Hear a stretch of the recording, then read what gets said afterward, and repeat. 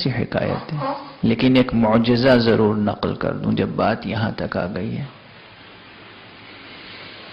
بعد پیغمبر، یعنی جب پیغمبر نے ظاہری طور پہ اس دنیا سے پردہ فرما لیا،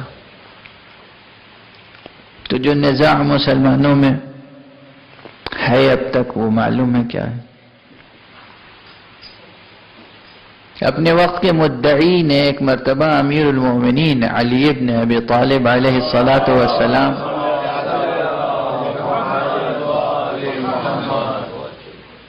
سے کہا کہ یا ابا الحسن، یا علی، آپ مجھ سے کیوں آزردہ خاطر رہتے ہیں؟ آزردہ کیوں رہتے ہیں؟ آپ خفا ہیں مجھ سے؟ تو حضرت نے فرمایا کہ کیا میدان غدیر میں رسول نے نہیں فرمایا تھا من کنت مولا فہذا علی مولا؟ کہاں فرمایا تو تھا، لیکن کیا اس کے یہی معنی تھے؟ اچھا اگر معنی بھی پیغمبر کی زبان سے سن لو تو کہا اب کہاں ممکن ہے؟ اب کہاں ممکن ہے؟ یعنی ان کے اعتبار سے تو پیغمبر مر گئے۔ مجھ سے یہ لفظ کہا نہیں جا رہا تھا مگر بڑی ہمت کر کے میں نے کہا میت مر گئے۔ حضرت نے ہاتھ پکڑا، کلائی پکڑی، کہا چلو میرے ساتھ، اور کہاں لے گئے؟ مسجد قباء میں۔ جب مسجد قباء میں داخل ہوئے تو دیکھا محراب مسجد میں حضرت نماز میں مشغول ہے۔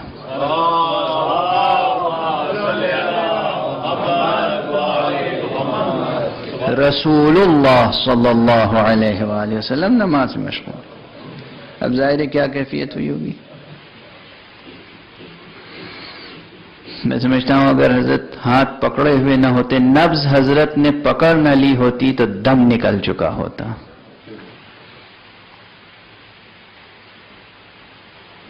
بیٹھ گئے اور اس کے بعد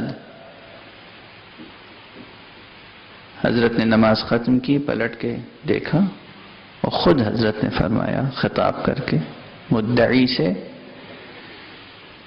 کیا میں نے نہیں کہا تھا من کنت مولا فہذا علی مولا؟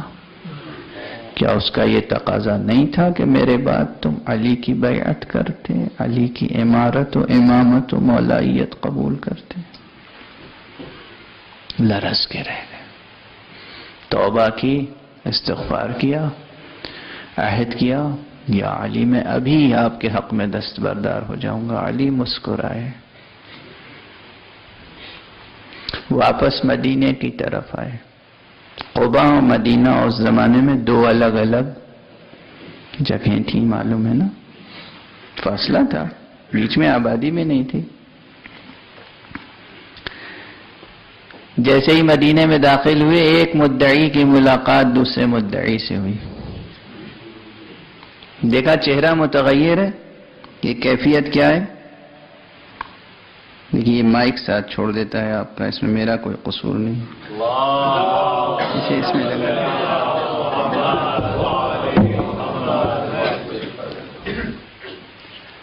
وعلیکم السلام ورحمۃ اللہ وبرکاتہ۔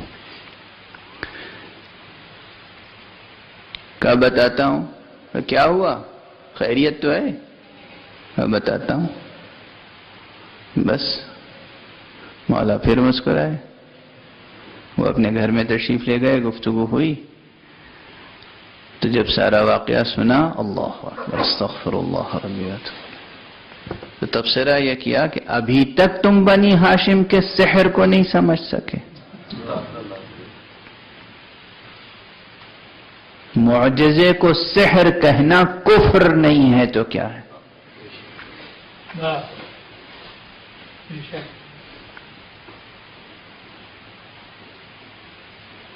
اور اب عرض کروں کہ ہمارے ہاں ظاہر ہے ہمارے علم رجال کی روح سے اور ہمارے روات کی روح سے، ہماری کتابوں کی روح سے درست ہیں یہ واقعات، اس لیے عرض کر رہا ہوں، ممبر سے عرض کر رہا ہوں۔ اور یہ چیزیں بھی عرض کرنا ضروری ہیں.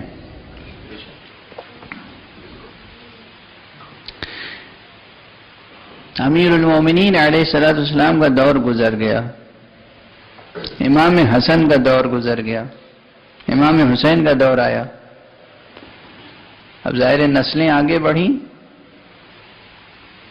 تو کچھ حضرات نے یہ واقعہ جو سنا تو آئے امام حسین علیہ السلام کے پاس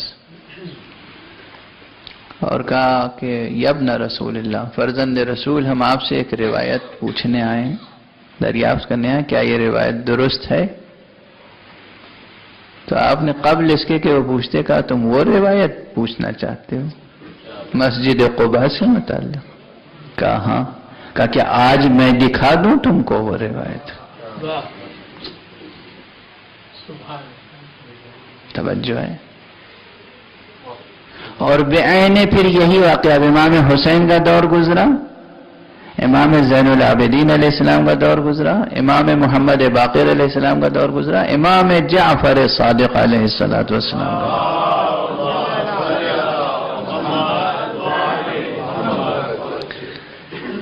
اور اسی طرح کچھ لوگ آئے اور کہا یابن رسول اللہ، ہم آپ سے ایک روایت کے بارے میں تحقیق کرنے آئے ہیں. کہا مسجد قباء کی روایت کے بارے میں تحقیق کرنے آئے، کیا تم آج دیکھنا چاہتے ہو؟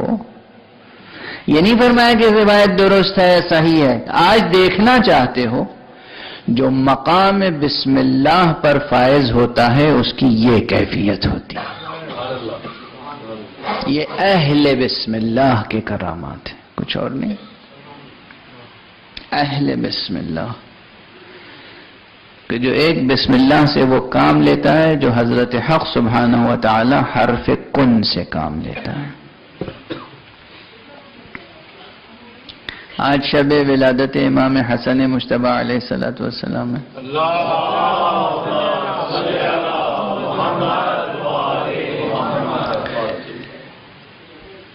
امام حسن علیہ السلام کے فضائل ظاہر کتابوں میں وہی کیفیت ہے، وہی بات ہے جو میں کل عرض کر چکا ہوں کہ معانی زیادہ ہیں، الفاظ محدود. امام ہیں، فرزند رسول ہیں، ولی اللہ ہیں، انسان کامل ہیں، حجت حق ہیں، خلیفۃ اللہ ہیں، خلیفۃ رسول اللہ ہیں، خلیفۃ امیر المؤمنین ہیں، اللہ کے نائب بھی ہیں، رسول کے نائب بھی ہیں، علی کے نائب بھی ہیں، حسن کے مراتب ہیں. کسی نے یہ مضمون نظم کیا ہے، میں شعر تو نہیں پڑھ سکتا اس وقت، لیکن پروردگار جزائے خیر دے انہیں. شہید محسن نقوی نے غالباً یہ مضمون ادا کیا ہے کہ امام حسن کا رتبہ یہ ہے کہ لوح عزت آدم پر حسین کا نام کندہ تو ہے لیکن حسن کے بعد.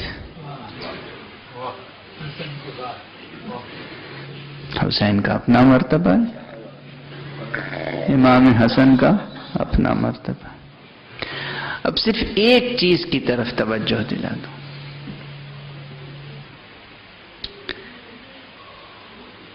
علامہ ابن حجر مکی بہت مشہور عالم ہے.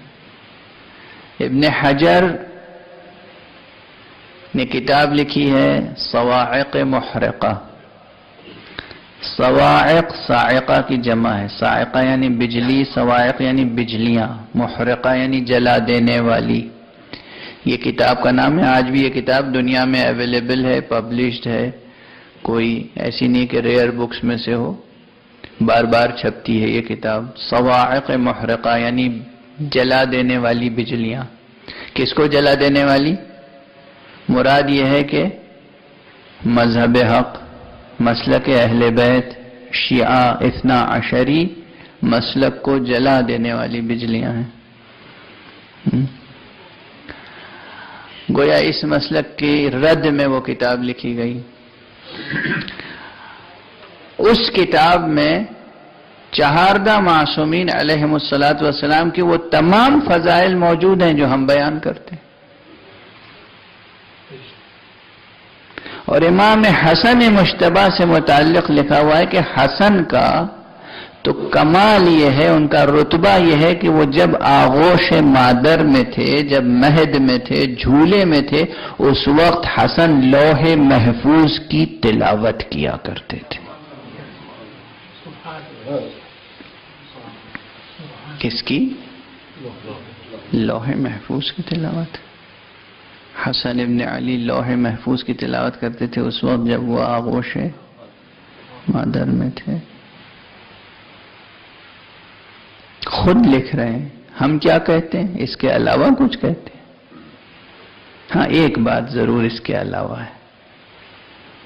وہ کہتے ہیں حسن لوح محفوظ کی تلاوت کیا کرتے تھے. ہم کہتے ہیں حسن خود لوح محفوظ کا نام ہے.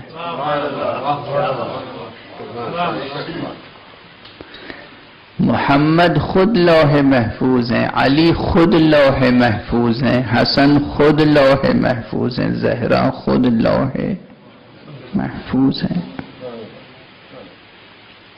اب یہ اسٹیٹمنٹ آپ حضرات سن لیتے ہیں. دیکھیں ان مجالس کی برکت یہ ہے، ان محافل کی برکت یہ جو نسبت قائم ہے مولا سے.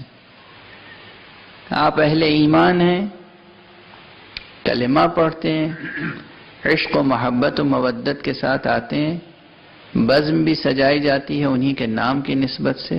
یہاں جب یہ حقائق بیان ہوتے ہیں تو سادہ حقائق ہیں، سادہ لفظوں میں بیان ہوتے ہیں، مگر دلوں میں اتر جاتے ہیں. طبیعتیں اسے قبول کر لیتی ہیں، مومن دل اسے قبول کر لیتا ہے.